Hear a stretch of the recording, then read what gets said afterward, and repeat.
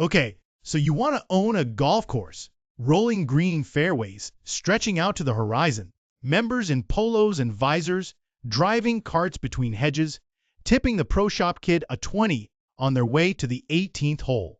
A clubhouse with a bar that never seems to close, a wall of trophies, a waiting list of people who would kill for a membership.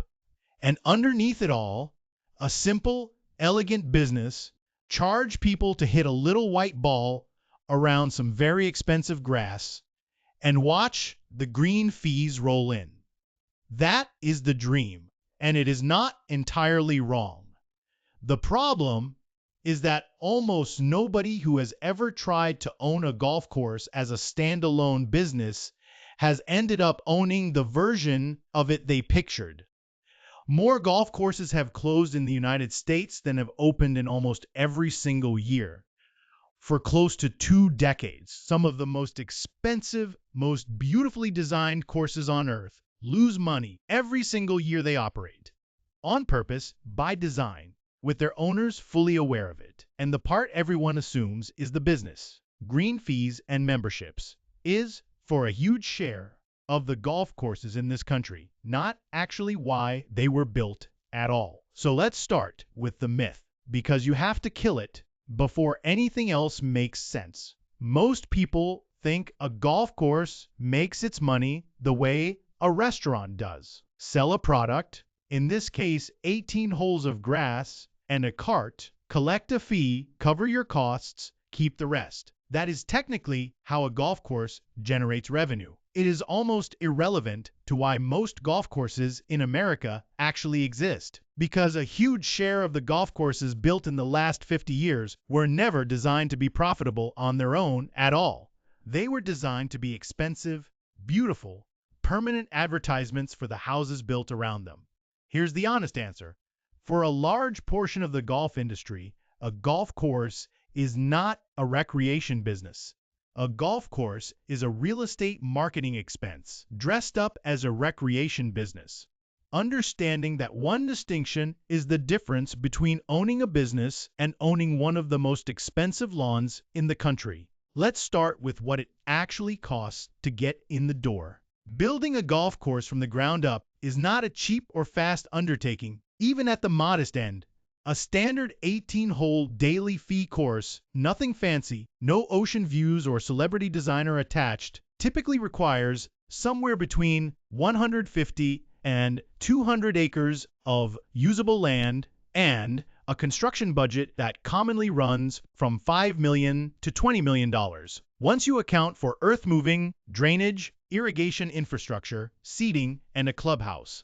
Push into the luxury or championship tier. The kind of course with a recognizable designer's name attached, dramatic elevation changes, or ocean and desert frontage.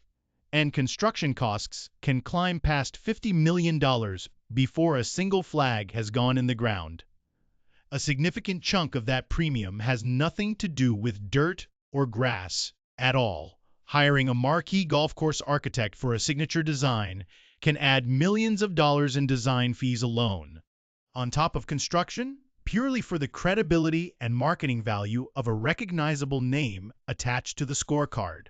Courses without that pedigree can be built competently for a fraction of the cost, but they also compete for green fees and membership dollars without the one thing a well-known designer's name reliably generates on its own: attention. And that number doesn't include the part of the budget most first-time owners underestimate the worst: water.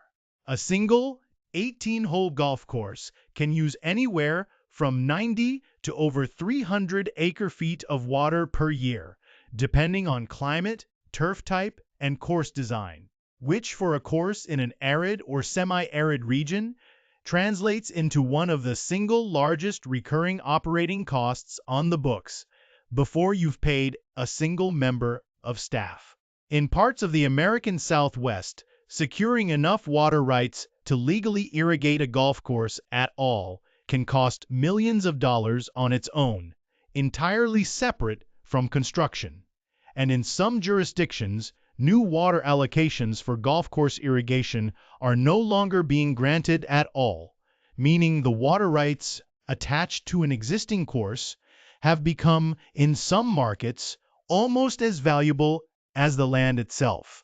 Then there's the part of the process that has nothing to do with construction costs and everything to do with time: permitting.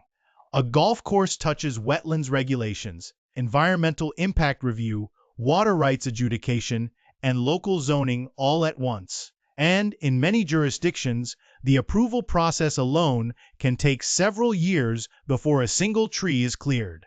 Some proposed golf course developments have spent longer in environmental review and community opposition hearings than it actually took to build the course once approved. So before your golf course has collected a single green fee, you are already three things: land rich, water secured, and patient enough to survive a multi-year permitting gauntlet that has killed plenty of golf course projects before they ever broke ground. Let's say you clear all of that.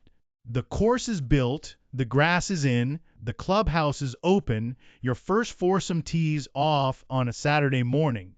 Now here is where it gets interesting, because this is where the business starts to look nothing like what you pictured. The first thing you learn is that green fees and membership dues, the part everyone assumes is the entire business, frequently don't cover the actual cost of running the course. Golf course maintenance is one of the most labor and resource-intensive ongoing operating costs in all of hospitality. Mowing, aerating, fertilizing, and irrigating up to 200 acres of manicured turf multiple times a week, year-round in most climates, with a dedicated grounds crew and hundreds of thousands of dollars a year in specialized equipment.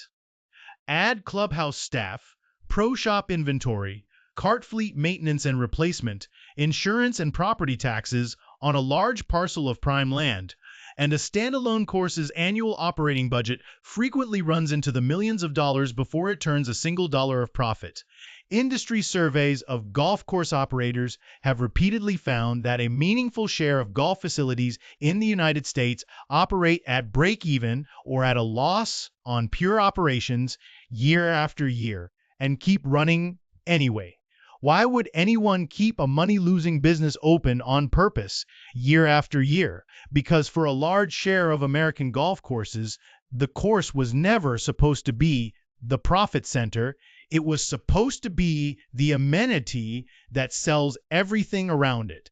This is the part of the business that almost nobody outside real estate development actually understands. A golf course built inside a planned residential community can lose money on green fees and cart rentals every single year and still be one of the most profitable decisions a developer ever made, because homes built along a fairway with a view of the green instead of a neighbor's fence sell at a significant premium over an identical home a few streets away with no golf frontage at all. Studies of golf course-adjacent residential developments have found premiums on the order of 15 to 30% for lots directly bordering a fairway or green compared to otherwise comparable lots in the same community without golf frontage. On a development of several hundred home sites, that premium, multiplied across every single golf-adjacent lot, can dwarf anything the golf operation itself could ever generate from green fees. The course, in this model, is not the business. The course is the marketing budget converted into physical, permanent, extremely convincing grass. This is also why so many of these courses were, from day one, never built to be great, challenging, destination-worthy golf. They were built to be pretty enough to look good out of a kitchen window and wide enough to be playable by a homeowner who golfs twice a year, because the actual customer wasn't really the golfer. The actual customer was the home buyer standing in a sales office looking at a rendering of a house with a fairway view, deciding whether that view was worth an extra $60,000 on the purchase price. The golfer paying a green fee to play the course afterward is, in this model, almost a bonus, not the point. Membership economics work on a related but distinct logic. A private country club typically generates revenue two ways: a large upfront initiation fee, sometimes running from $10,000 to well over $250,000 at the most exclusive clubs, and then recurring monthly or annual dues on top of that, regardless of how often a member actually plays. The initiation fee model means a club's financial health depends less on how enjoyable any single round of golf is and more on maintaining a long enough waiting list and enough prestige that people are willing to pay a large sum of money, essentially, for the right to keep paying more money every month afterward. Clubs with declining membership rolls face a particularly brutal math problem because the fixed cost of maintaining 200 acres of turf barely changes whether the club has 400 members or 200, meaning a shrinking membership base doesn't just cut revenue, it can flip a club from comfortably profitable to underwater within a few years, without a single blade of grass on the course actually changing. This is why so many private clubs, when membership numbers start to slip, respond not by cutting the initiation fee to attract new members faster, but by doing almost the opposite: reducing supply artificially, capping membership at a level the existing base is comfortable with, and leaning harder into exclusivity and waiting list prestige to protect the value of the initiation fees already collected. A club that panics and drops its entry price to fill empty slots risks signaling exactly the kind of decline that accelerates member resignations, since a big part of what a member is paying for, alongside the golf itself, is the sense that not everyone can get in. Managing that perception, as much as managing turf or tee sheets, is a full-time part of running a private club's finances. Food and beverage operations at most clubs follow a similar pattern to the golf course itself, frequently unprofitable or barely break even on their own, kept open anyway, because a clubhouse with a closed restaurant is, in the eyes of most members, a clear signal that the club is struggling, which accelerates the very membership decline the club can least afford. So who actually loses money owning a golf course? And why? For 20 years, the golf industry's honest answer has mostly been almost everyone who built during the boom. Golf course construction in the United States peaked in the late 1990s, driven heavily by exactly the real estate subsidy logic described above. Developers racing to attach a golf course to every mid to upscale residential community they could build, because for a while, the math worked. Then, the 2008 financial crisis hit the housing market that golf course economics were quietly built on top of. Home sales and premiums collapsed, and the golf courses that had been built as marketing expenses for homes that were no longer selling suddenly had to survive as actual standalone businesses, something most of them were never designed to do. The country has been closing golf courses faster than it opens them in almost every year since, with well over 1,000 golf facilities shutting down nationally over that stretch. A slow, unglamorous, community-by-community version of the same lesson. A business built to subsidize something else is extremely exposed the moment that something else stops working. One of the more visible individual examples of a standalone golf resort struggling against this same real math is the Trump National Doral Resort in Miami, purchased out of bankruptcy in 2012 for roughly $150 million, with an additional announced investment of around $250 million poured into renovating the property's courses and facilities. For years, the resort's centerpiece was hosting a PGA Tour event, providing a marquee, televised anchor for the property's brand and a reliable draw for high-paying guests and sponsors. After the tournament left the property following the 2016 event and relocated elsewhere, published financial disclosures and local reporting on the resort's performance showed a significant multi-year decline in the property's revenue in the years that followed.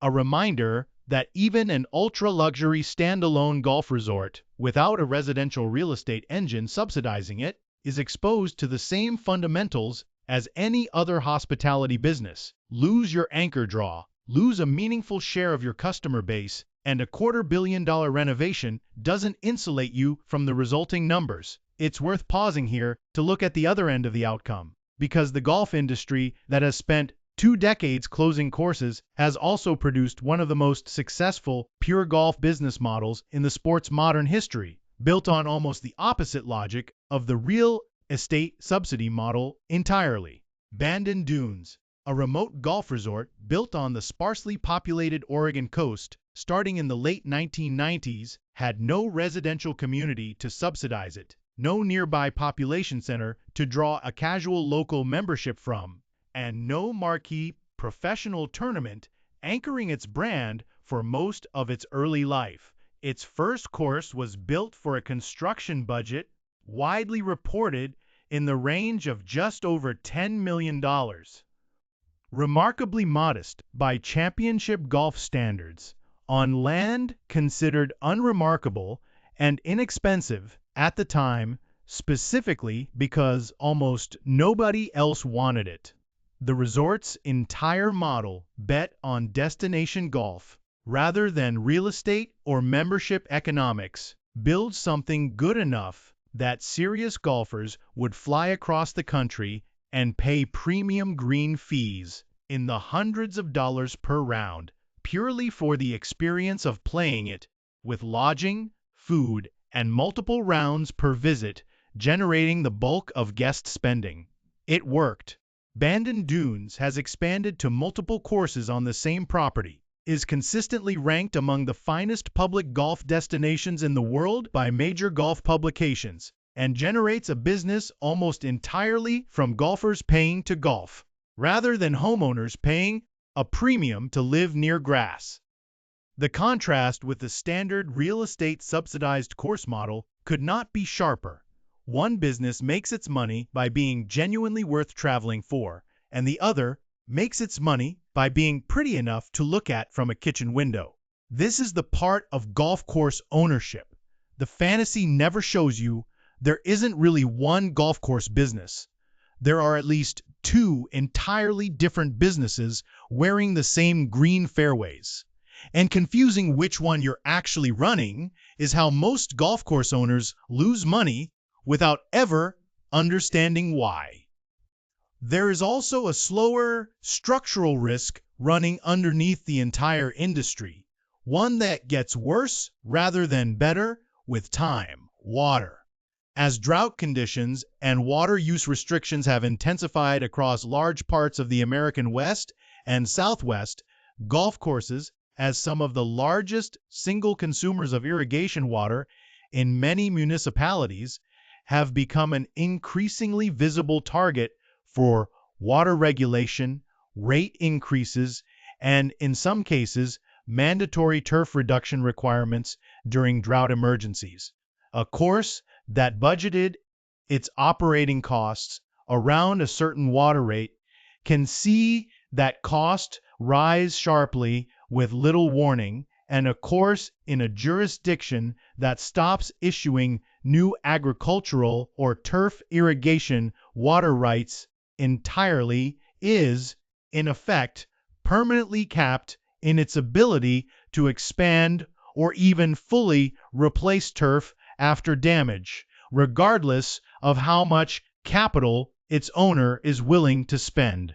Layered on top of the water risk is the oversupply problem that has defined the industry for 2 decades and shows no clear sign of fully reversing.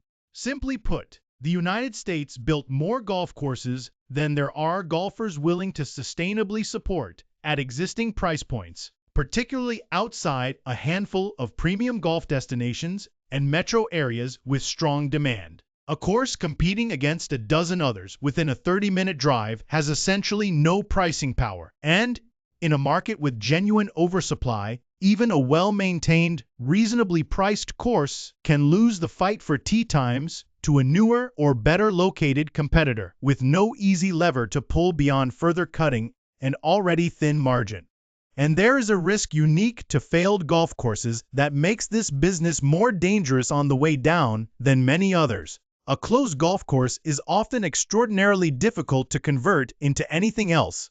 Golf course land is frequently zoned specifically for open space or recreational use, deed restricted by the original developer to remain a golf course or green space in perpetuity as part of the original home sale agreements, or simply opposed fiercely by the same homeowners who paid a premium for their fairway view lot decades earlier and have no interest in watching that view become a housing development or a shopping center.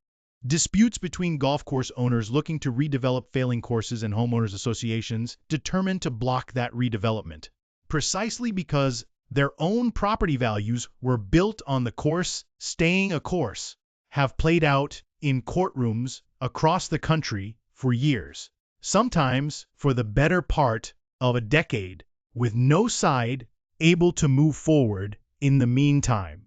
The land that made your neighbors' homes worth more when the course opened can become the exact same reason nobody, including you, is legally allowed to do anything else with it once the course stops making money. There is one more risk worth naming plainly, because it sits underneath every other number in this business. The golfer base itself is not growing the way the industry needs it to.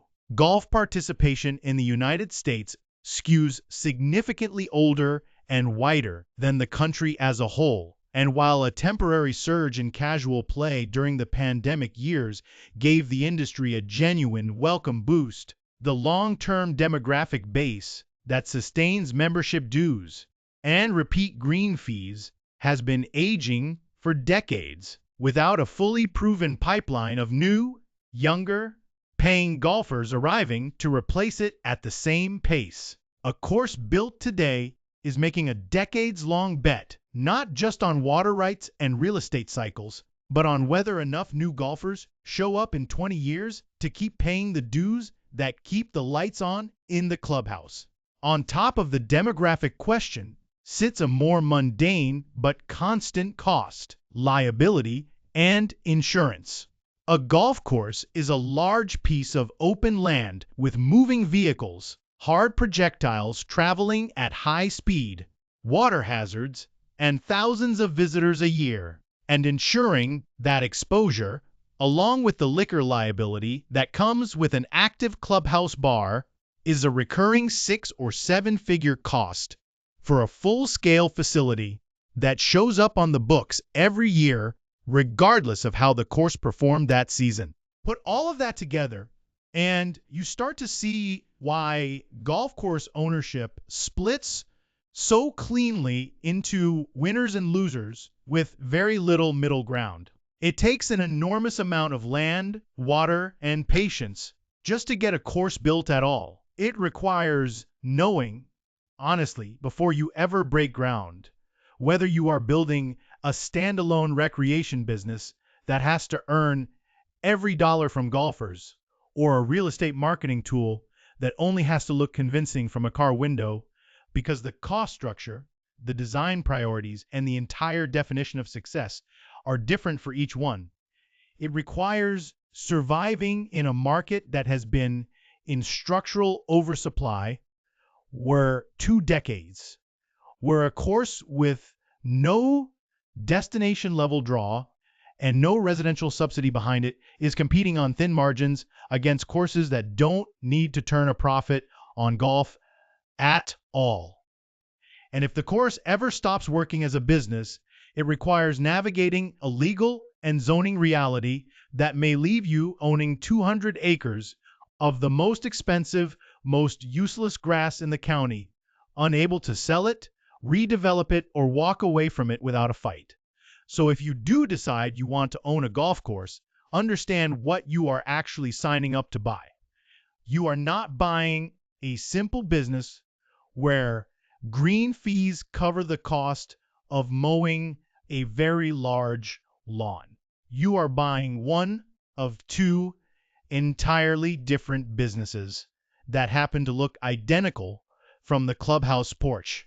Either a capital-intensive destination that has to be good enough to fly across the country for, or a permanent, extremely expensive advertisement for the houses built around it, with almost none of the built-in flexibility to become something else if either bet stops paying off. The 18 holes are not really the business. They never really were. The 18 holes are the amenity, the green, manicured, unmistakable signal that tells a home buyer this neighborhood is worth a premium, or tells a serious golfer this destination is worth the flight. Everything that actually decides whether the money works happens somewhere else, in a home sale contract signed years before a single round is played, in a water rights office deciding whether you're even allowed to keep the grass alive, in a zoning board deciding what happens to 200 acres of land the moment the golf stops paying for itself. The fairways are almost a cost of doing business dressed up as the main event. The real asset was never the golf. It was the view, the water rights, and everyone's quiet agreement to keep paying for the privilege of looking at very well-kept grass. That is the actual bet you would be placing if you ever owned one of these properties. Not a bet on how many people want to play 18 holes on a given Saturday, but a decades-long bet on which version of the golf business you actually built, and whether the world around it, the water table, the housing market, the demographics of who still plays this game, holds up long enough for that bet to pay off. Most people who dream about owning a golf course are really dreaming about the view from the 18th green. The people who actually make money owning one are the ones who understood, long before they ever broke ground, that the grass was never going to be what paid the bills.